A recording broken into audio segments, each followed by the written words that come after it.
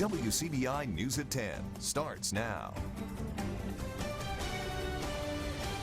Thanks for joining us at 10. We've seen several medical professionals and some state lawmakers calling for a statewide mask mandate, and now the state's getting one. It'll take effect tomorrow morning and last until August 17th. Courtney Ann Jackson has more on the two orders that will also impact school reopenings.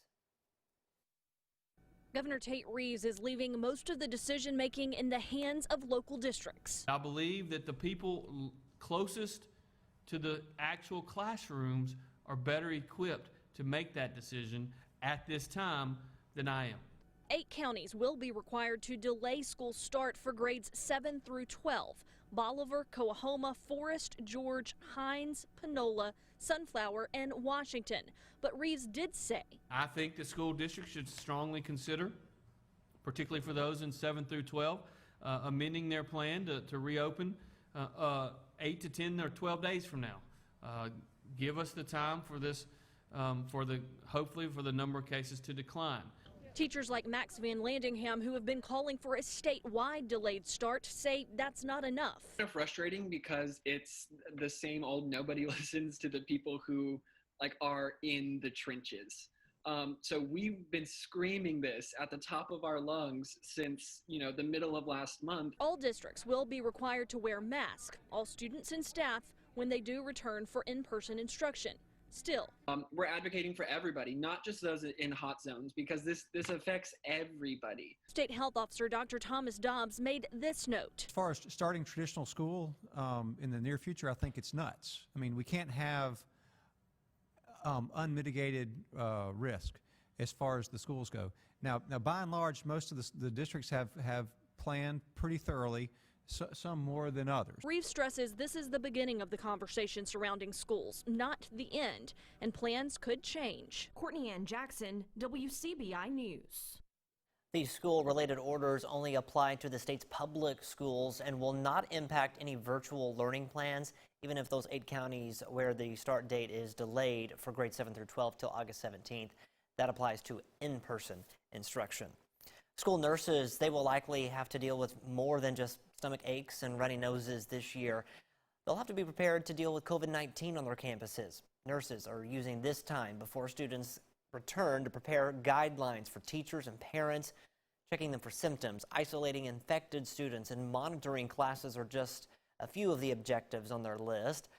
Nurses will also spend time educating students about washing their hands, wearing a mask, and staying 6 feet apart. The head nurse for the Lamar County School District says teachers will have very specific guidelines to follow if a child becomes sick at school. We're having to divide our rooms up and do isolation areas where we got a well side and then also a sick side. So if a child comes in with like 102 fever, we're going to put them on the sick side, let them stay in a screened, divided area where nobody knows who they are until a parent comes and picks them up. Now, it's also suggested that sick students stay off campus until they're clear of any symptoms. All faculty and staff members are having mandatory COVID training leading up to the start of the school year. More than 1,000 Mississippians are added to the list of those infected with COVID-19. The Mississippi State Department of Health says there are 1,074 new cases in Mississippi, along with 42 deaths. 1,164 people are hospitalized with confirmed or suspected coronavirus. 173 of those patients were on ventilators. Locally, Lee County saw the most new cases with 35. Tishomingo is reporting 19, Pontotoc 15, and Monroe County 14. A few downpours across our region today, even into the early evening hours. We were rewarded, though, with one of those near Crawford, a great-looking rainbow. It's always nice to see some of those rainbows after these summer showers we've had. Now, all of that is done. We still have a little bit of cloud cover out there, but we should have a dry and pretty quiet end to tonight. Our Alpha Insurance Camera Network in Louisville, Mississippi, Vernon at Durham's Pharmacy, Tupelo, Columbus, Mississippi. Notice how we have that bright, nearly full moon rising on the eastern horizon. Pretty quiet, temperatures in the 70s now. Overnight lows down into the 60s. Enjoy it. Nice and refreshing. And for tomorrow, so warm, 88 degrees. Could there be a stray shower? Can't rule it out. Most spots stay dry. Overall, a great day for us. Your full forecast coming up. New tonight at 10, two enormous explosions shook Beirut, Lebanon today. More than 100 people are dead and more than 3,000 wounded, but the death toll been rising by the hour. Lebanon's prime minister is vowing to hold responsible whoever's to blame for the explosions. Tonight, President Trump said it was, quote, a bomb of some kind, without giving any details. CBS's Chris Livesay reports, and we want to warn you, some of the images are hard to see. Just after 7 p.m. local, the enormous explosion rocked the port city, sending shockwaves miles away at sea. The U.S. State Department is warning about toxic gases released in the blast, telling all to stay indoors. The source of the catastrophe? Explosive material seized years ago and stored at the port, according to the Lebanese government. But what sparked it is yet unknown. Terrorism has not been ruled out. Houses, buildings, dead bodies in the streets, injuries. Hospitals couldn't accept more injuries and bodies because they were full. Beirut is a destroyed city. It is like a real war zone. And tonight, the Prime Minister vowed that those responsible will pay the price. Chris Livesay, CBS News, Rome. Back here at home, an update tonight on the Ninawaya football player who was shot last week. The 17-year-old still in the hospital. His uncle charged in the shooting. Our Quentin Smith talks with coaches and players about how they're coping.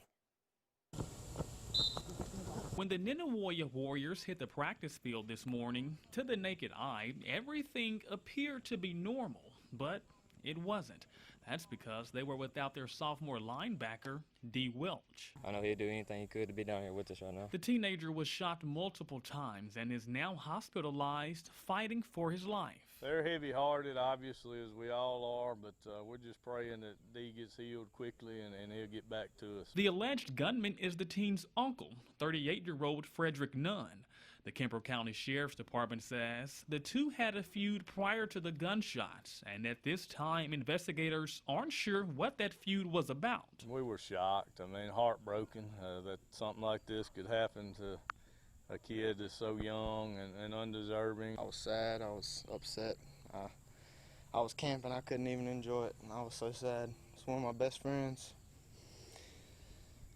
Coaches and teammates describe Welch as a spark plug, someone who was always full of energy. He'd always make you laugh, even whenever it sucks. It's 90 degrees, you're hot as can be.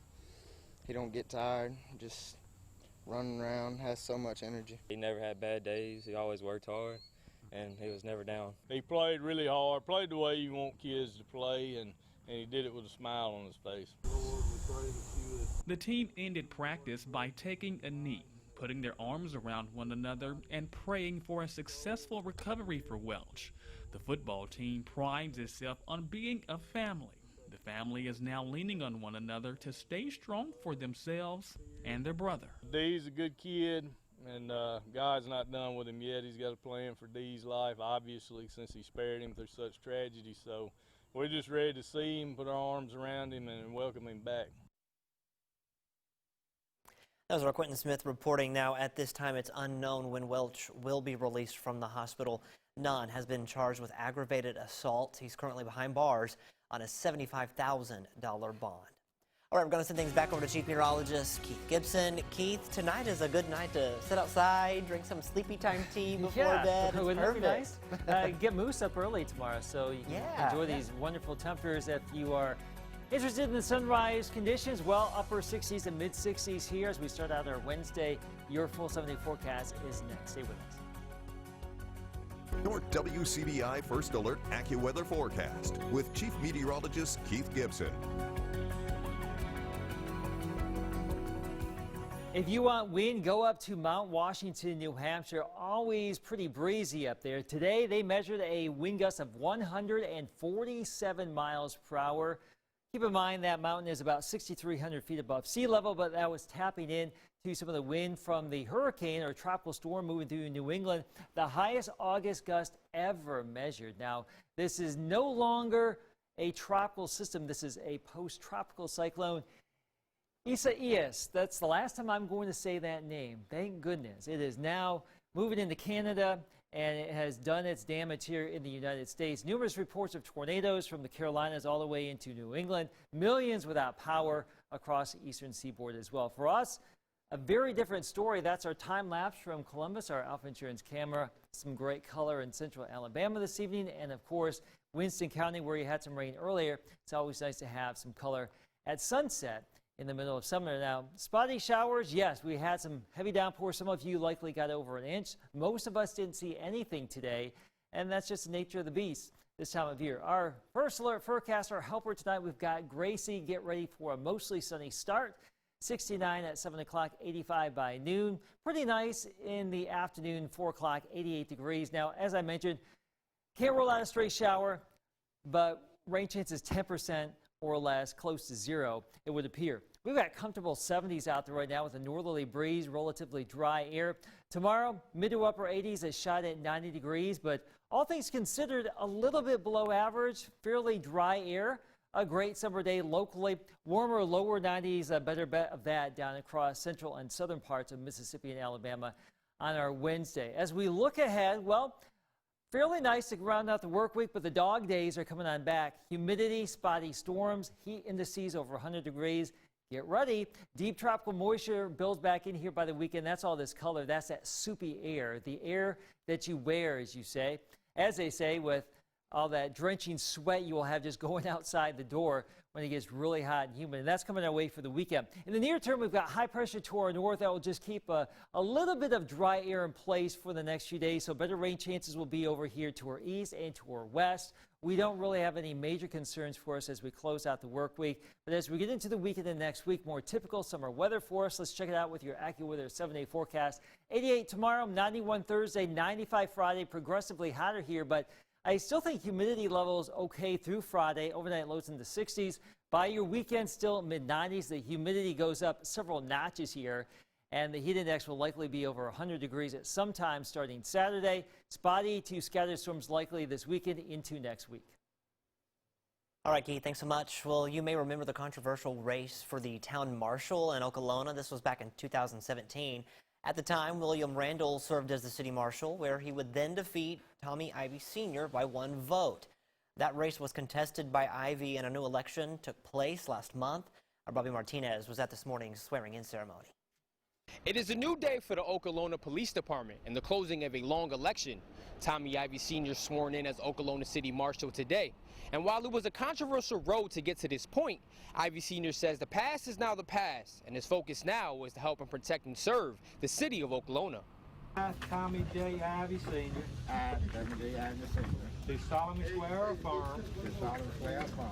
Ivey is known by many in the community. Don't know what we would do without him. Martha Henson says she has known Ivey for over 50 years, and he has always been a person people look up to. The people here respect him, and he can handle Okolona, which, you know, in today's society, it's not easy to do. He takes control of his department and the people in town. You know, he's fair and he's honest, and he just does good things for everybody. It was a rocky road to get to this point for Ivey, but he is happy people in the Chickasaw County town believe in him. When people respect me, I'm a truthful man, and I don't lie to them.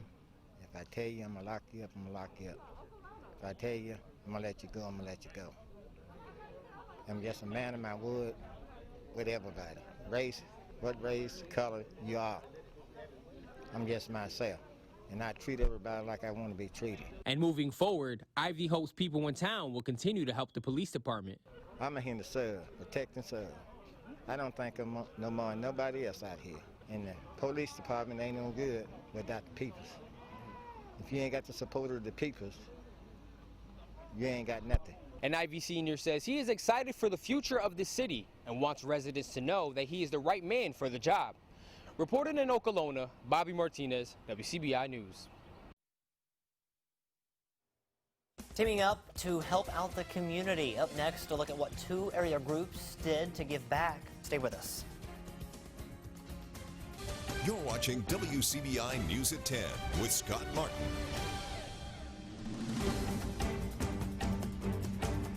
Welcome back, everyone. A drive-through job fair. That might be the new normal for a little while. Express Employment professionals, they put it on today in Starkville. Now, in the past, job fairs, they offered a chance for applicants to interact with future employers in person, increasing their odds of getting a job. Now, they'll have to rely on their resume to get a call back. I have a lot of experience, and I just hope that they can use my experience and go from there and get the work that I'm looking for. Hey, it works fine for me. Give my application, bring a resume. They'll give you a call if you meet the criteria, so just let it be that. Now, you don't have to attend the drive-through job fair to get any help. We have more information over on our website, wcbi.com. The worst of times, it can often, or sometimes rather, bring out the best in people. We love to see it. That was the case today at the Starkville Housing Authority. Molina Healthcare partnered with SHA and local restaurant Where the Food At to provide members of the public with a hot meal, hand sanitizer, book bags, even a few toys. They were also given out at the event. Organizers say they hope people walk away with a little more than just what's on their plate. I hope that they take away some form of a release. I know everyone has been cooped up in their homes, during the pandemic. I'm just happy that we could provide some type of release, a stress reliever, a meal. I'm just happy that we could provide some type of service for our residents. With the shortage of food and unemployment on the rise, we just feel like providing hot meals because families and individuals have been affected by this pandemic with different hardships. The theme of today's event was We're All Essential. The high school football tour checks in with North Pontotoc Vikings. See their preview next in sports. Your WCBI Sports with Courtney Robb. We continue the high school football tour with a look at the North Pontotoc Vikings. Head coach Andy Crotwell brings back an experienced team that has its sights set on making a playoff push once again. The Vikings are stop number 44 on the high school football tour. WCBI Sports 2020 High School Football Tour is brought to you by Itawamba Community College, Cannon Ford of Starkville, Monroe County Farm Bureau, Max South Broadband, and the Bank of Vernon. Coming off a 7-5 record in 2019, North Pontotoc locked in its 7th straight winning season. However, that isn't enough for the Vikings. Last year, they relied heavily on its defense. This season, expect the team to have a new identity and approach on offense as they look to turn their game up a notch. We got a bit more new stuff we're going to run this year, We're pretty confident about that, and defense is pretty stout this year. This year we feel a lot more comfortable with where we are offensively. Of course, the offensive line is back intact. Got some experience at quarterback. 2 leading rushers are back.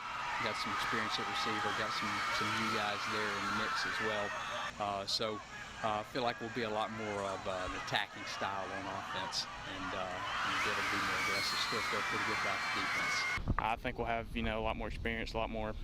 We've done this before, and we should feel a little more comfortable in the offense this year. A strength for the Vikings offense will be the O-line. They return 4 starters who all know the system. It helps because we've got some guys that have been there and done it and know what to expect and know what we're looking for and feel real comfortable with what we're doing. You always want offensive linemen that are bored whenever you go over rules because they know it by heart, and so that's a good feeling. We know what to do. We've been here before, and we try to be the leaders of the team and just kind of show everybody, the younger guys what to do and how to do it and how we expect to play on Friday. Experience brings about confidence, something the Vikings have as they enter the season. I think we're really young last year, and it's just, progression. We've all played a lot more minutes than last year, and, I just think we'll be more experienced, ready for it. Having more self-confidence about ourselves and stuff like that, last season, had a pretty tough year. So some players, not confident about each other, but we feel pretty good this year about ourselves. That experience has created a culture where the players come into workouts full of energy, ready to work in hopes of proving themselves on Friday nights. I don't know that there's a day where I felt like our energy was poor this summer, so I'm excited to see them in fall camp. A bunch of us back, we've all played together a long time, and we just come out here and have fun, play as hard as we can. Try to do the best we can. North Pontotoc starts the season on the road against Bruce September 4th. With the Vikings in the high school football tour, Chris Bolton, WCBI Sports. WCBI Sports 2020 High School Football Tour with North Pontotoc High School is brought to you by Access School Health Services and First Choice Bank. That's it for sports. More for you when we come back. The dog days of summer will be coming on back. For the near term, your Wednesday, Thursday, not bad warm, but relatively dry. Still okay Friday, even though we spike up to 95 for your weekend and into next week. Mid-90s, plenty of humidity, Scott.